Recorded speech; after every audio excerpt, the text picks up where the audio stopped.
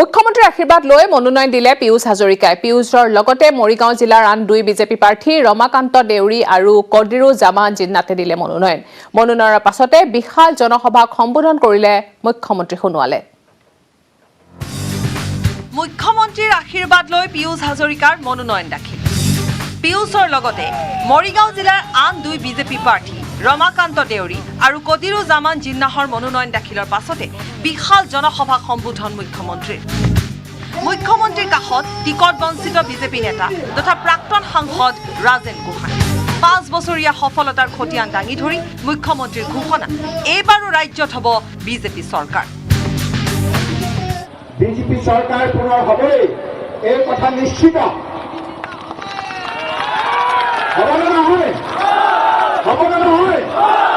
আৰু মই আপোনালোকক কওঁ, আপোনালোকৰ দুগৰাকী প্ৰতিনিধি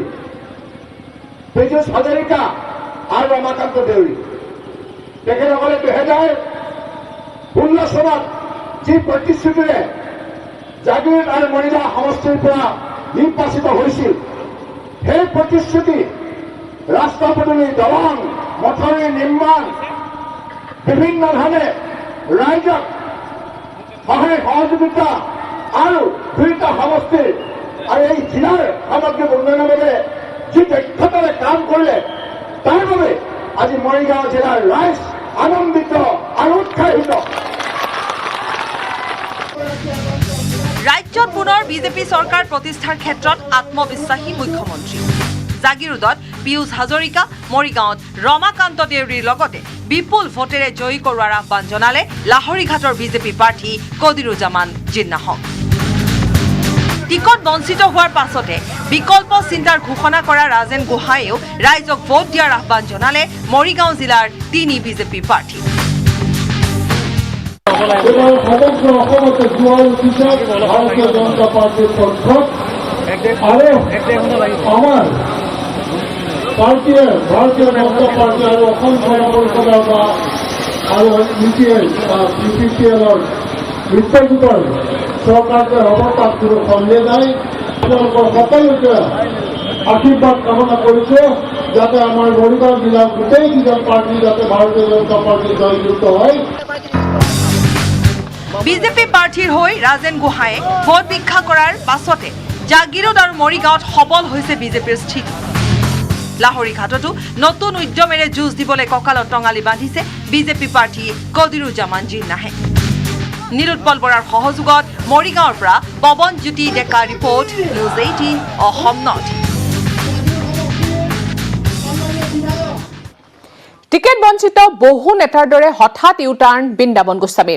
অগপৰ টিকেট নাপাই তেজপুৰত নিৰ্দলীয় প্ৰাৰ্থী হিচাপে দাখিল কৰা মনোনয়ন প্ৰত্যাহাৰ কৰিলে জ্যেষ্ঠ নেতাগৰাকীয়ে। তৃণমূল কৰ্মীৰ আশা আকাংক্ষা আৰু আৱেগক সন্মান জনাই সিদ্ধান্ত সলনিৰ কথা ক'লে বৃন্দাবন গোস্বামীয়ে। মনোনয়ন প্ৰত্যাহাৰ কৰিলেও কিন্তু অগপ প্ৰাৰ্থী পৃথিৱীৰাজ ৰাভাক সমৰ্থন কৰা নকৰা বিষয়ত স্পষ্টকৈ একোৱে নকলে বৃন্দাবন গোস্বামীয়ে। অগপৰ জ্যেষ্ঠ নেতাগৰাকীৰ সৈতে আগবঢ়াইছো তেজপুৰৰ সাংবাদিক হেমন্ত কুমাৰ নাথৰ এক্সক্লুচিভ সাক্ষাৎকাৰ।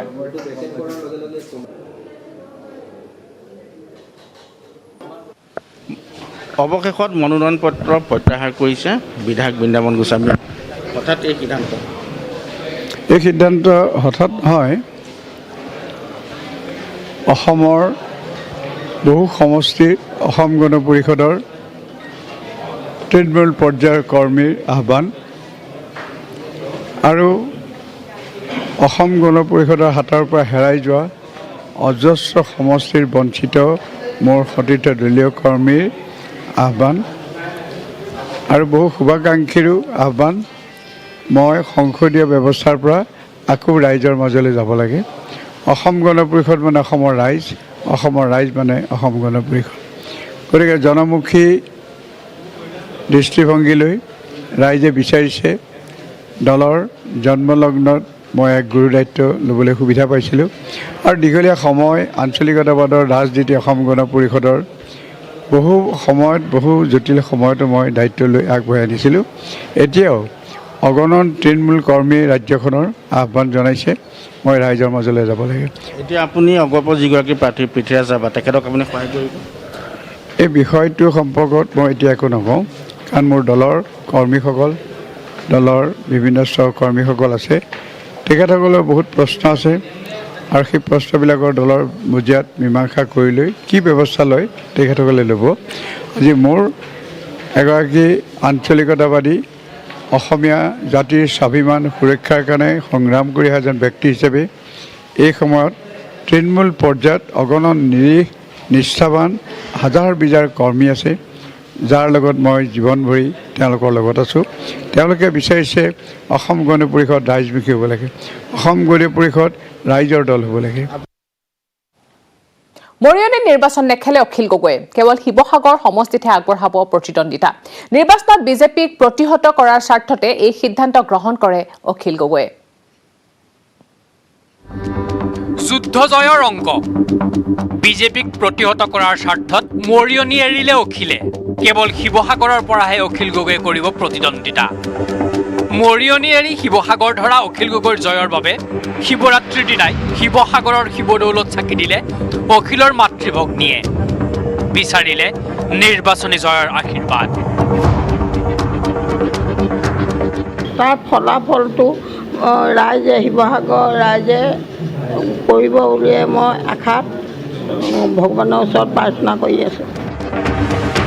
অখিলৰ হৈ অখিলৰ জন্মস্থান মৰিয়নিৰ প্ৰাৰ্থী হিচাপে যোৰহাটত অখিলৰ মনোনয়ন দাখিল কৰিছিল মাতৃ প্ৰিয়তা গগৈয়ে পিছে নিৰ্বাচনী জয়ৰ অংক পাতি মৰিয়নিৰ পৰা মনোনয়ন প্ৰত্যাহাৰ কৰিলে অখিল গগৈয়ে সংবাদমেল পাতি ৰাইজৰ দলৰ কাৰ্যকৰী সভাপতি ভাস্কৰী শইকীয়াই কৰিলে আনুষ্ঠানিক ঘোষণা অখিল গগৈয়ে গৃহ সমষ্টি মৰিয়নিত জয় নিশ্চিত বুলি জানিও আচলতে প্ৰতিদ্বন্দ্বিতা নকৰাৰ সিদ্ধান্ত গ্ৰহণ কৰিছে মৰিয়নিবাসীক অখিলৰ হৈ ক্ষমাও খুজি আওপুকীয়াকৈ ৰাইজৰ দলে আহ্বান জনালে ৰূপজ্যোতি কুৰ্মীক জয় কৰাবলৈ সমষ্টিবাসী ৰাইজৰ দলৰ হৈ আমি ক্ষমা প্ৰাৰ্থনা কৰিছোঁ বিচাৰিছোঁ যাতে কোনেও যাতে ভুল নুবুজে আপোনালোক সকলোৱে এই সিদ্ধান্ত সহৃদয়তে গ্ৰহণ কৰিব বুলি আমি আশা ৰাখিছোঁ বিজেপি বিৰোধী আটাইতকৈ শক্তিশালী প্ৰাৰ্থীজনক জয়ী কৰাৰ কাৰণে আমি আহ্বান জনাইছোঁ আৰু প্ৰতিটো সমষ্টিতে আমি তেনেকুৱা ধৰণৰ ৰণকৌশল গ্ৰহণ কৰিম আনহাতে মৰিয়নি সমষ্টিৰ পৰা অখিলৰ মনোনয়ন প্ৰত্যাহাৰ সহজভাৱে ল'ব পৰা নাই ৰাইজৰ দলৰ স্থানীয় সদস্যই ৰাইজৰ দল ত্যাগ কৰি অখিল গগৈক বৰ্জন কৰা হ'ব বুলি হুংকাৰ দিলে স্থানীয় সদস্যই অখিল গগৈয়ে যদি মৰিয়নি সমষ্টিৰ পৰা যদি প্ৰত্যাহাৰ কৰে তেনেহ'লে ৰাইজে কোনোদিন তেওঁ অখিল গগৈক সমৰ্থন নকৰে দুটা সমষ্টি এৰি এটাত ধৰিলে অখিল গগৈ লগতে কাৰাগাৰত বন্দী হৈ থকা অখিলে নিৰ্বাচন খেলিবলৈ ৰাইজৰ সাহায্য বিচাৰি কাৰাগাৰৰ পৰাই লিখিলে পত্ৰ কাৰাবন্দী হৈও নিৰ্বাচনী অংকত ব্যস্ত অখিল গগৈ পিছে মৰিয়নিৰ পৰা মনোনয়ন প্ৰত্যাহাৰ সন্দৰ্ভত প্ৰতিক্ৰিয়া প্ৰকাশ কৰি বিজেপিৰ ৰাষ্ট্ৰীয় সম্পাদক দিলীপ শইকীয়াই ক'লে অখিল গগৈ কংগ্ৰেছৰ বি টিম আজিৰ দিনত AJP আৰু ৰাইজৰ দল কংগ্ৰেছ AIUDFৰ বি টিম হিচাপে কাম কৰি আছে report news 18 Assam north east ৰাজ্যত বলিছে নিৰ্বাচনৰ গৰম বতাহ যোৰহাটত ভোট যুদ্ধৰ বাবে সাজু হৈছে 2 গোস্বামী গহপুৰত সমুখ সমৰত 2 বৰা নগাঁৱত চাবলকীয়া হ'ব 2 শৰ্মাৰ যুঁজ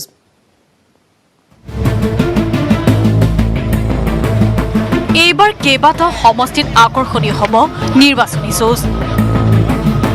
একে উপাধিৰ প্ৰাৰ্থীয়ে একেটা সমষ্টিতে প্ৰতিদ্বন্দ্বিতা কৰি দৃষ্টি আকৰ্ষণ কৰিছে ভোটাৰৰ এই সমষ্টিসমূহৰ ভিতৰত অন্যতম হ'ল নগাঁৱত ৰূপক শৰ্মা বনাম শান্তনু শৰ্মা গহপুৰত ৰিপুণ বৰা বনাম উৎপল বৰা যোৰহাটত হিতেন্দ্ৰ নাথ গোস্বামী বনাম ৰাণা গোস্বামী নাহৰকটীয়াত লুৰণজ্যোতি গগৈ বনাম তৰংগ গগৈ ঢকুৱাখানাত নৱদলে বনাম পদ্মলোচন দলে ৰহাত শশীকান্ত দাস বনাম বিষ্ণু দাস হাফলঙত নিৰ্মল লাংথাচা বনাম নন্দিতা লাংথাচা সৰুপথাৰত বিশ্বজিৎ ফুকন বনাম ৰাজু ফুকন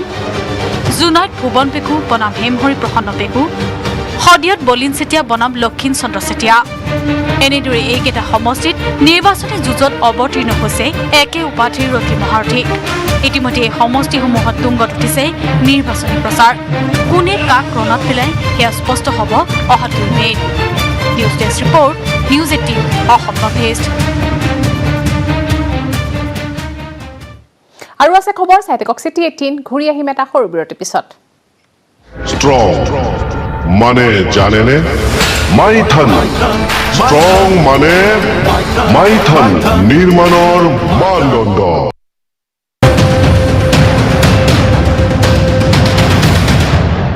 ঘূৰি আহিছোঁ চিটি 18লৈ অসমলৈ আহি আছে ষ্টাৰ কেম্পেইনাৰ ৰাজনাথ সিং আৰু স্মৃতি ইৰাণী প্ৰিয়ংকাই পাত তোলা চাহ বাগিচাত প্ৰচাৰ চলাব প্ৰতিৰক্ষা মন্ত্ৰী ৰাজনাথ সিঙে বিধায়ক প্ৰমোদ বৰঠাকুৰ আৰু উৎপল বৰাৰ হৈ বিশ্বনাথ জিলাত প্ৰচাৰ চলাব ৰাজনাথ সিঙে আনফালে 13 মাৰ্চত অসমলৈ আহিব কেন্দ্ৰীয় মন্ত্ৰী স্মৃতি ইৰাণী অসমলৈ আহিব ষ্টাৰ কেম্পেইনাৰ ৰাজনাথ সিং আৰু স্মৃতি ইৰাণী প্ৰিয়ংকাই পাত তোলা চাহ বাগিচালৈ এইবাৰ আহিব দেশৰ প্ৰতিৰক্ষা মন্ত্ৰী ৰাজনাথ সিং দেওবাৰে অংশ ল'ব বিশ্বনাথ চাৰিআলিৰ সাধাৰু চাহ বাগিচা আৰু গহপুৰৰ আন এখন নিৰ্বাচনী সভাত বিধায়ক প্ৰমোদ বৰঠাকুৰ আৰু উৎপল বৰাৰ হৈ চলাব নিৰ্বাচনী প্ৰচাৰ দুয়োখন সভাতে নিৰ্বাচনী ৰণসিঙা বজাবলৈ আহিব দেশৰ প্ৰতিৰক্ষা মন্ত্ৰীগৰাকী বিশ্বনাথ চাৰিআলি চহৰৰ নিচেই কাষতে থকা সাধাৰু চাহ বাগিচাৰ লক্ষীপতা পূজা ফিল্ডত এই সভা অনুষ্ঠিত হ'ব বিশ্বনাথ চাৰিআলিত এই সভা অনুষ্ঠিত কৰাৰ পিছত তেখেতে গহপুৰলৈ যাব বুলি ইতিমধ্যে আমি খবৰ পাইছোঁ এই সভাখন ছাকচেছ কৰিবৰ বাবে আমি ইতিমধ্যে আমি প্ৰস্তুতি সমিতি গঠন কৰি দিছোঁ আমাৰ কাৰ্যকৰ্তাসকলে হেলিপেড পাৰ্মিশ্যন পাব্লিক মিটিঙৰ পাৰ্মিশ্যন হেলিপেডৰ পাৰ্মিশ্যন যথেষ্ট সংখ্যক মানুহ উপস্থিত হ'ব এইখন চাহ বাগিচাতে যোৱা 2 মাৰ্চত কংগ্ৰেছ নেত্ৰী প্ৰিয়ংকা গান্ধীয়ে লক্ষ্মীহঁতৰ লগত তুলিছিল পাত এটি কলি দুটি পাত তুলি দেশজুৰি চৰ্চা লাভ কৰিছিল প্ৰিয়ংকা গান্ধী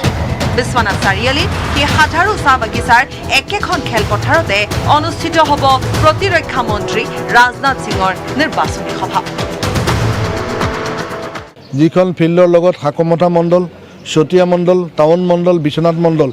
আটাইকেইটা ওচৰতে পৰে সেই ৰাস্তাৰ কাষতে থকা ফিল্ড যাতায়াতৰ সুবিধা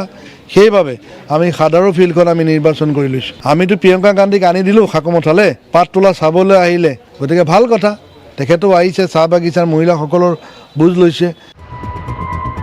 ইফালে 13 মাৰ্চত আহিব কেন্দ্ৰীয় মন্ত্ৰী স্মৃতি ইৰাণী তিনিখনকৈ নিৰ্বাচনী জনসভাত অংশ ল'ব কেন্দ্ৰীয় মন্ত্ৰীগৰাকীয়ে প্ৰথমে মৰিয়নীত বিজেপি প্ৰাৰ্থী ৰমণী তাঁতীৰ হৈ নিৰ্বাচনী প্ৰচাৰ চলাব কেন্দ্ৰীয় মন্ত্ৰীগৰাকী মৰিয়নীৰ মাইবেলা খেলপথাৰত হ'ব বিশাল জনসভা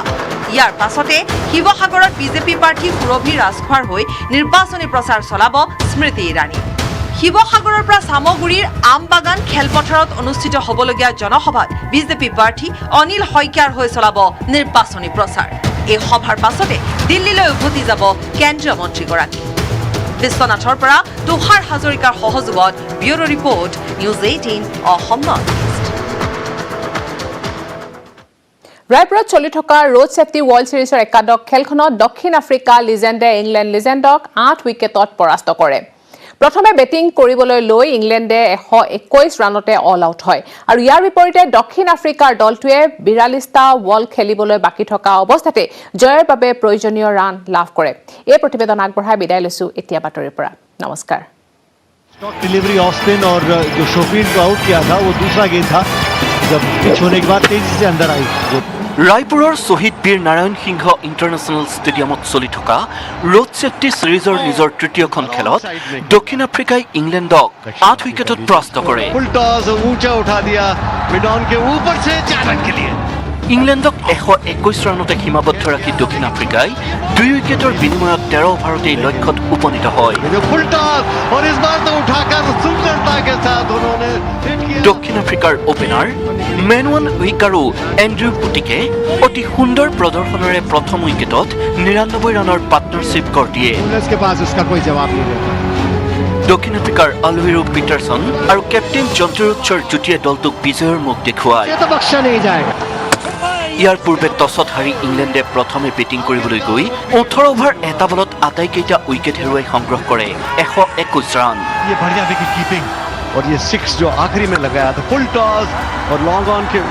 ইনিংছৰ আৰম্ভণিতে হোলঠেকত পৰা ইংলেণ্ডে 18 ৰানতে ফিল্ড মাষ্টাৰ ৰূপত প্ৰথমটো উইকেট হেৰুৱায়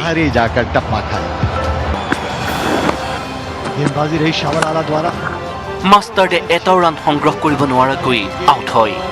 কেৱল প্ৰথম ভাগতে ইংলেণ্ডে 4টাকৈ উইকেট হেৰুৱায়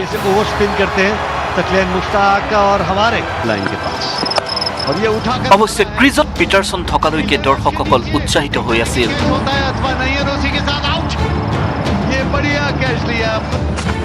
প্ৰায় 2 বছৰৰ মূৰত ৰোড ছেফটি ছিৰিজৰ জৰিয়তে প্ৰত্যাৱৰ্তন হোৱা পিটাৰছনে প্ৰথম অভাৰতে 4টা বাউণ্ডেৰী কোবাই নিজৰ ফৰ্মৰ পৰিচয় দিয়ে যদিও দীঘলীয়া সময়লৈ খেলিবলৈ সক্ষম নহ'ল পিটাৰছন দক্ষিণ আফ্ৰিকাৰ থান্দি চাবলালাই অতি সুন্দৰ বলিঙেৰে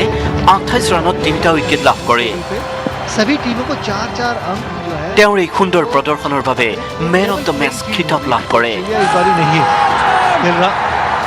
দক্ষিণ আফ্ৰিকাই 3খন মেচৰ 2খনতে জয় লাভ কৰিছে এই জয়ৰ পাছত তেওঁলোকে 4 পইণ্ট লাভ কৰিবলৈ সক্ষম হ'ল